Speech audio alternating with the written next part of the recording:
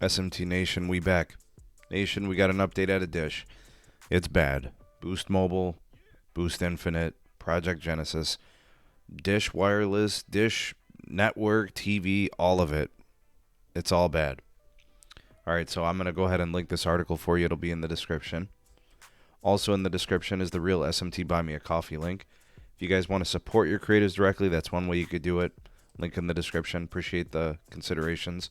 And then also, if you're looking for a new carrier, looking to save money on your wireless service, you can do that with Mint Mobile. That's our partner. The partner link is in the description. Use it. Help out the channel in the process of saving money. All right, so the story here is being published from Fierce Wireless. And, fresh off the heels of Dish having what they call a cybersecurity incident. Basically, all their systems failed. Customer care was not able to operate. Customers' lines and accounts were being terminated, suspended. People were, locked out of their accounts. They couldn't even port, right, to go to another carrier with all these issues.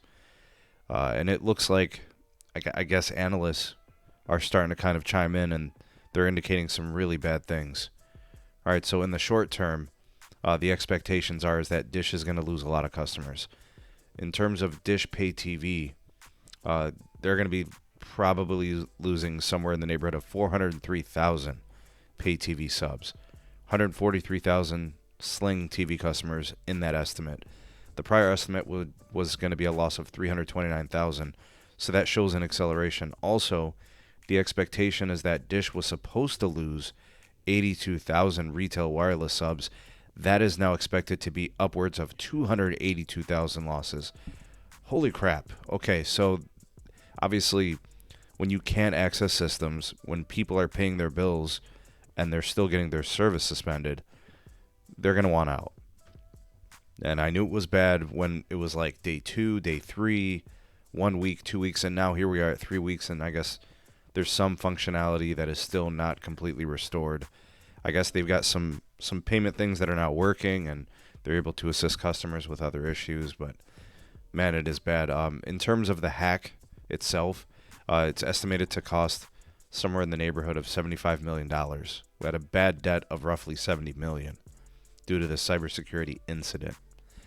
Additionally, the big problem appears that their free cash flow is going to be decreasing by $285 million.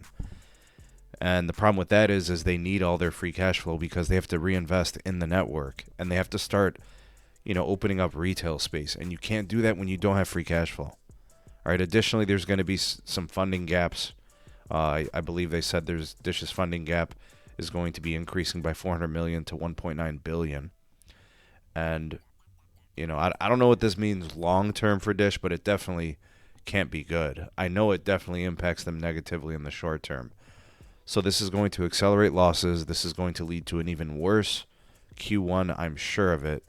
Dish is usually the last to report. It usually goes, I think, AT&T or Verizon, then T-Mobile, and then Dish. So we'll see how it plays out. But it looks like operations are at least kind of sort of being restored. Dish is in bad shape with respect to these types of things. It's gotten to the point, folks, where, the customers were so negatively impacted, it only makes sense for them to leave. I guess I could say I feel bad for Dish because, the timing is really bad. Like, they're just trying to get their feet wet, and they're just trying to get some traction, and they're building a network and all those things. And then something like this happens. But I also will say that the way they handled it was wrong, too. There were many missteps. And they clearly were not prepared for the worst of things that could happen. And I'm sure this is a learned lesson for a lot of carriers out there now. They're probably looking at this like, we don't want to see this happen to us. How can they kind of correct that and prevent it from happening? But it looks pretty bad, folks. Looking at the stock price, I think I saw it at like $8 or $9. I remember not too long ago, I remember seeing it in like the 40s. Or 30 some dollar range. And I'm talking like a year ago maybe or something. I'm trying to think back, but man, if you're an investor at Dish, you're definitely holding, and you're holding with patience. This is going to take some time. But what do you guys think about all that's happened? What do you guys think about those projections? You guys think they're on par? You think it's going to be worse?